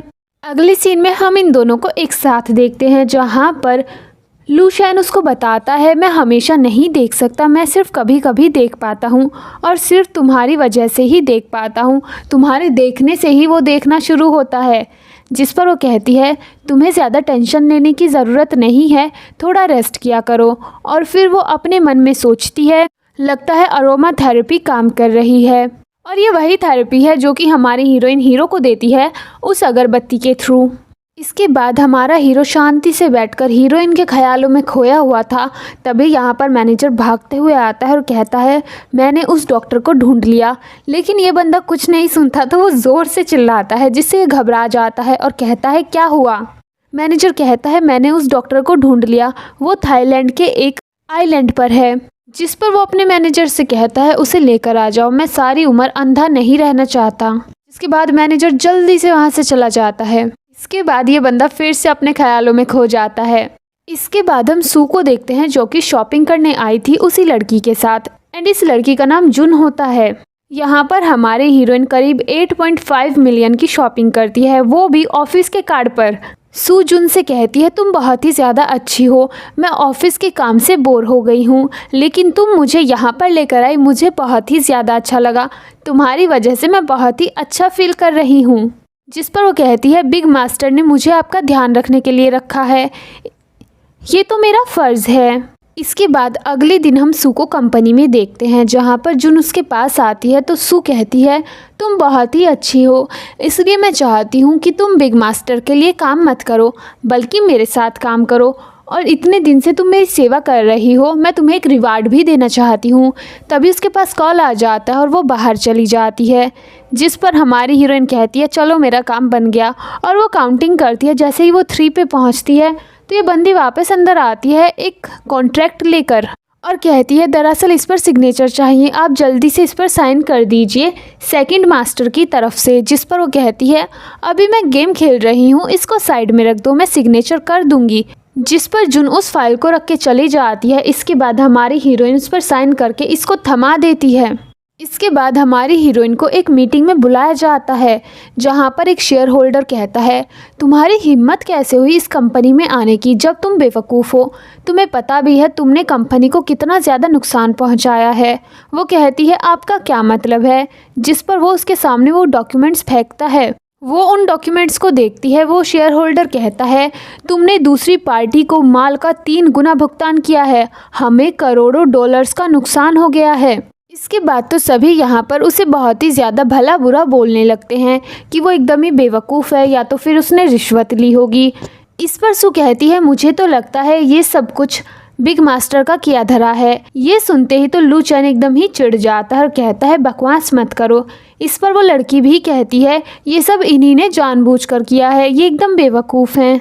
पर तभी यहाँ पर हमारा हीरो दादाजी के साथ आ जाता है। सू दादाजी से कहती है, यहाँ पर कोई मेरी बात सुन ही नहीं रहा, पहले ही मुझे दोषी ठहरा दिया गया है। इसके बाद दादाजी वहाँ पर सभी को शांत रहने को कहते हैं और सू से कहते हैं, चलो बोलो, खुद को क्लियर करो। जिसके बाद वो खड़ी होती है और बोलना शुरू करती है। जिसके बाद वो कहती है मैंने इस तरह के किसी भी कॉन्ट्रैक्ट पर कोई भी साइन नहीं किया है। जिस पर वहाँ पर बैठा हुआ शेयर होल्डर कहता है क्या तुम्हारे पास कोई सबूत है? जिस पर वो कहती है अभी जुन ने जब मेरे ऊपर इल्ज़ाम लगाया तो किसी ने सबूत नहीं मांगा, एक्सप्लेनेशन दे रही हूँ तो मुझसे सबूत मांगे जा रहे हैं। जिसके बाद ये बंदी अपना फ़ोन निकालती है और सभी को वो वीडियो दिखाती है। जब इसने सिग्नेचर किए थे तो इसने वीडियो बनाया था, एक एक पेज खोलकर प्रॉपर दिखाया था वीडियो में। जिसके बाद ये कहती है अब अपनी आंखों से देख लीजिए मैंने किस कॉन्ट्रैक्ट पर साइन किया था। इस कॉन्ट्रैक्ट को चेंज किया गया है मेरे सिग्नेचर के बाद। तो अब बताइए आप सब लोग क्या कहेंगे, कौन इसका दोषी है? जिस पर एक दूसरा शेयर होल्डर कहता है मुझे लगता है हमने वाकई में आपको गलत समझा है। जिससे यूचन को लगता है कि अब तो वो गया। जिस पर वो उठकर जून को ही थप्पड़ मारता है और कहता है तुम ऐसा कैसे कर सकती हो, तुम्हें तो जेल में होना चाहिए। वो बंदी बोलने वाली होती है लेकिन ये उसे दोबारा मारता है और वो गिर जाती है और वो यहाँ पर गार्ड्स को बुलाकर उसे बाहर फेंकवा देता है। इसके बाद वो दादाजी से भी माफ़ी मांगता है। इसके बाद दादाजी कहते हैं चलो इस मैटर को यहीं ख़त्म करो। एक शेयर होल्डर कहता है लेकिन पैसों का तो नुकसान हो गया ना। जिस पर दादाजी कहते हैं अरे नहीं नहीं, ये बात लू शेन को पहले ही पता चल गई थी इसलिए उसने पहले ही जैक को रोक दिया था। जिस पर तो सभी शेयर होल्डर खुश हो जाते हैं क्योंकि लू शेन बहुत ही बुरी तरीके से हारा था, इसलिए उसका मूड बहुत ही ज़्यादा ख़राब था और उसे और भी ज़्यादा गुस्सा आ रहा था। इसके बाद हम लू शेन और सू को देखते हैं जहाँ पर सू कहती है तुमने देखा ना मेरा दिमाग कितना ज़्यादा काम करता है, मैंने किस तरह से उनकी बैंड बजाई। जिस पर वो कहता है तुम वाकई में समझदार हो, तुमने बहुत अच्छा किया, लेकिन अगली बार तुम्हें ज़्यादा सतर्क रहने की ज़रूरत है क्योंकि वो उसका रिवेंज लेने की बहुत कोशिश करेंगे। जिस पर वो कहती है परेशान होने की ज़रूरत नहीं है, मैं अच्छे से जानती हूँ कि वो लोग क्या कर सकते हैं। जिस पर वो कहता है तुम वाकई में मेरी वाइफ बनने के लायक हो और उसको किस करने वाला होता है लेकिन वो उसे रोक देती है और कहती है हम अभी बाहर हैं। जिस पर वो कहता है मैं अपनी वाइफ को किस कर रहा हूँ, इसमें क्या दिक्कत है? सू कहती है सभी लोग देख रहे हैं। जिस पर वो कहता है कौन लोग हैं? अगर यहाँ पर लोग नहीं होते तब किस कर सकते थे ना। जिस पर वो जाने लगती है पर तभी पीछे से लू शेन कहता है मेरे पास एक प्यारी सी और सुंदर सी वाइफ है, उसके बाद भी मुझे किसी मॉन्क की तरह अपना जीवन जीना पड़ रहा है। जिस पर वो पीछे घूमती है और कहती है ज़्यादा बकवास की तो तुम्हें डाइवोर्स दे दूंगी और सच में तुम्हें एक मॉन्क बनना पड़ेगा। और ये कहकर वो भाग जाती है।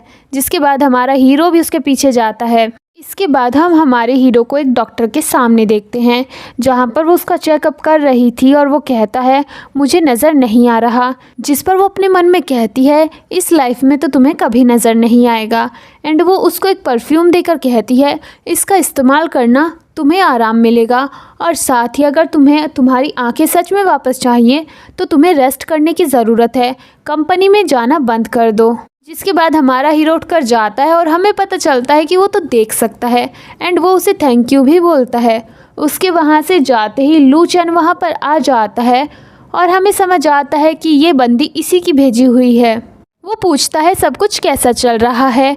डॉक्टर बताती है उसको चंदन से एलर्जी है और मैंने उसे चंदन का ही परफ्यूम दिया है। वो जैसे ही उसको इस्तेमाल करेगा उसकी तबीयत और भी ज़्यादा ख़राब हो जाएगी। इसे सुनकर तो लू शेन खुश हो जाता है और कहता है जैसे ही कंपनी मेरे हाथ में आएगी मैं तुमको भी उसमें एक अच्छी पोजीशन दूंगा। एंड वो इस बंदी को हक कर लेता है जिसका साफ मतलब था कि इसकी माशूका है। इसके बाद हम एक रिपोर्टर को देखते हैं जो कि न्यूज़ दे रही थी। आज हमारे सामने स्टेज पर है मिस्टर लू शेन, उनकी वाइफ सू और दूसरी तरफ है मिस्टर लुइस। और यहाँ पर एक बिज़नेस कम्युनिकेशन होने वाला है जो कि सभी बिजनेसमैन के लिए बहुत ही ज़्यादा इम्पॉर्टेंट होने वाला है। पर यहाँ पर मिस्टर लुइस जैसे ही हमारी हीरोइन को देखते हैं उन्हें तो हार्ट अटैक आ जाता है, मतलब मिनी हार्ट अटैक आता है और सभी उनको अंदर लेकर जाते हैं। इसके बाद यहाँ पर लू शेन बहुत ही ज़्यादा गुस्से में आता है और वो अपने भाई से कहता है तुमको अच्छे से पता है ना मिस्टर लुइस को इस परफ्यूम से एलर्जी है, उसके बावजूद भी तुमने इसको यूज़ किया है। जिसके बाद तो सभी शेयर होल्डर्स उसके ऊपर चिल्लाना शुरू कर देते हैं कि वो इतना ज़्यादा लापरवाह कैसे हो सकता है। सू से ये सब कुछ बर्दाश्त नहीं होता और वो कहती है इसमें उसकी कोई भी गलती नहीं है। जिस पर सभी बोलते हैं इसकी वजह से हम बर्बाद होने वाले थे और तुम कहती हो कि इसकी कोई भी गलती नहीं है। क्या क्या तुम इस चीज़ को ठीक कर सकती हो? इसके बाद लूचन उन दोनों को ही रेजिग्नेशन देने को कहता है, पर तभी लूशन कहता है अच्छा है, मैं इसके लिए पहले से तैयार था। और तभी मैनेजर यहाँ पर उसी लड़की को लेकर आता है और वो सभी के सामने सारी सच्चाई बता देती है। इस पर लूचन उसके ऊपर ज़ोर से चिल्लाता है, जिस पर वो कहती है बकवास मत करो, तुम्हारी वजह से ये सब कुछ हुआ है। लूशन यहाँ पर कहता है दरअसल जिस डॉक्टर को मैं ढूंढ रहा हूँ वो और कोई नहीं बल्कि मेरी वाइफ है। तभी यहाँ पर मिस्टर लुइस भी बोलते हैं, जो कि इतनी देर से चुप बैठे हुए थे, कि मुझे परफ्यूम से कोई भी एलर्जी नहीं है, मैंने बस मिस सू को देखा तो बस मैं बहुत ज़्यादा एक्साइटेड हो गया था और मेरा दिल इतनी खुशी बर्दाश्त नहीं कर सका बिकॉज मिस्टर लुइस उसे पहले से जानते थे। जिस पर एक शेयर होल्डर कहता है लेकिन आप इतना ज़्यादा एक्साइटेड आखिर हुए क्यों?